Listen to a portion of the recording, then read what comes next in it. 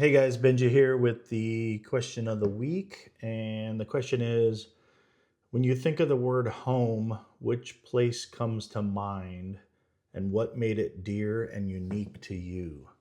So, when I think of home, it's pretty simple. It's probably even more simple for my siblings because they didn't really live anywhere else. I mean, Josh would have been kindergarten, first grade when we moved to Heatherwood over on the north side of Blue Springs. So I think for all of them, and then Kit and Katie, they only lived in that house. So would make it even easier for them. But that is where I would consider home is 1805 Northwest 11th Street in Blue Springs. And it's only because that was just where everything seemed, I don't know, like what made it dear and unique to you.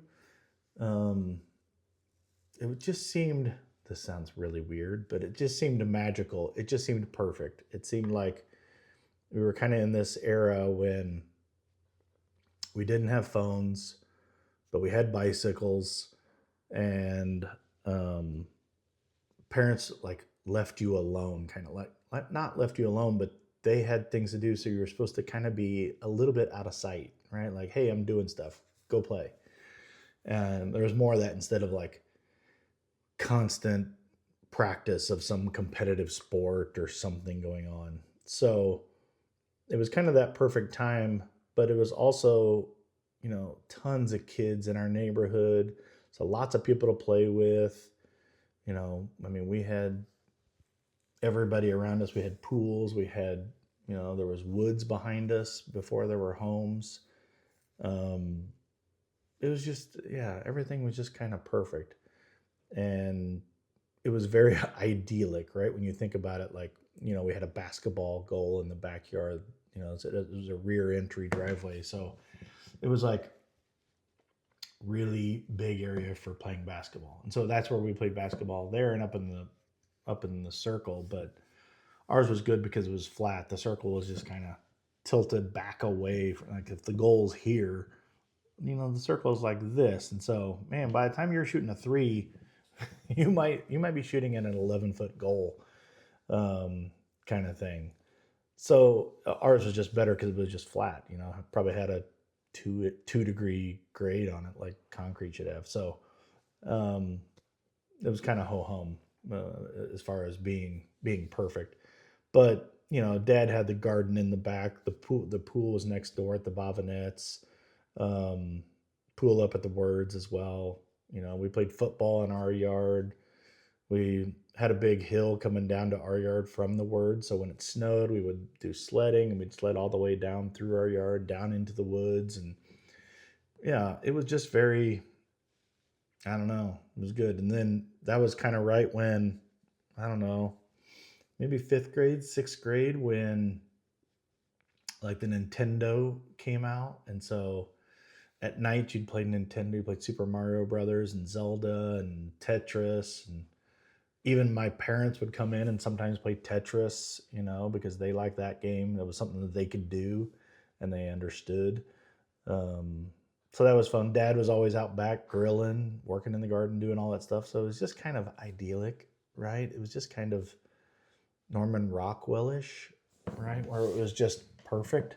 So when you think of the word home, that's what I think of. Now, I also have a little bit where I think of like my grandma's houses where I think of home, like Grandma Lewis's house in DeSoto. That kind of felt like when you walk in, you belong, kind of thing. And Grandma Elmore's same way. Probably more on Grandma Lewis's side, only because I would go spend summers there. I was the only one that ever did that. Josh never did it, but I would ride the train over as a little kid. And when I say little, I mean little. Like, gosh, I don't know. I couldn't have been fourth grade, fifth grade. I would, Mom and Dad would put me on the train in Lee Summit, and they'd drop me off, and I think it was Kirkwood. Dennis and Kathy would come pick me up, and I go down and spend 2 or 3 weeks with Grandma and Grandpa. Now they lived, I don't know, 3 or 4 blocks away from Kevin and Dave. So I would go up there and play during the day and play with their friends with big baseball and basketball and all that kind of stuff. And so that was fun. So then I lived there, like, like I slept there in that spare bedroom, with grandma and grandpa for, weeks.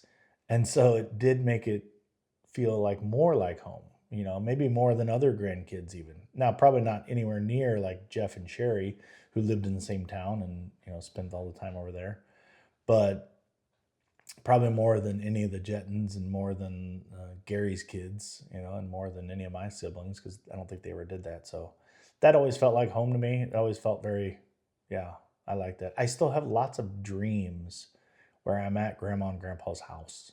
It's interesting, even as an adult today, where I don't have that at Grandma Elmore's house.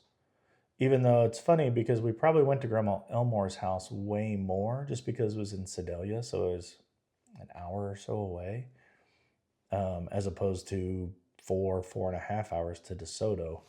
So, yeah, it's interesting. But those both always felt like home to me. Now, other places felt like home.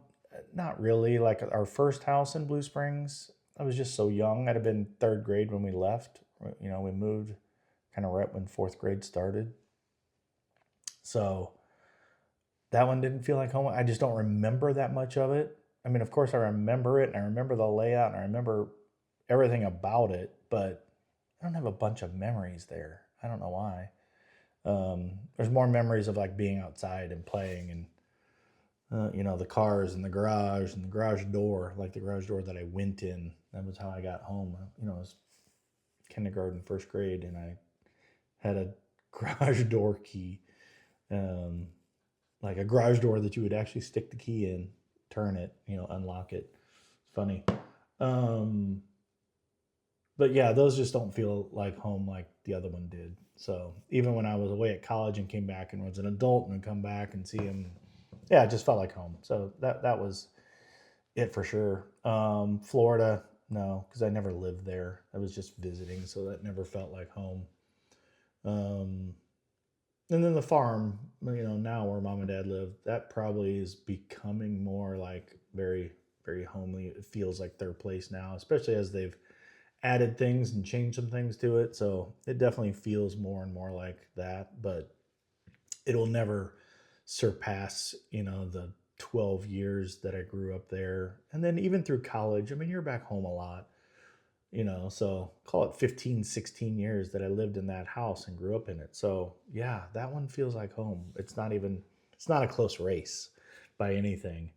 And then the other part, what made it dear and unique? Yeah, I think it was the people. I think it was the neighborhood is what made it so unique for me. It made it feel just it was just our neighborhood. And I still talk to so many of those guys and we all felt that same way. We're all like, "Oh my gosh, we had the perfect childhood. Like we had the movie Sandlot. It was perfect. We swam, we played baseball, we played football, we played basketball, we rode bikes. We did everything that kids did back then, and we just did it to the nth degree all the time. So yeah, that's my answer. So all right, see you guys.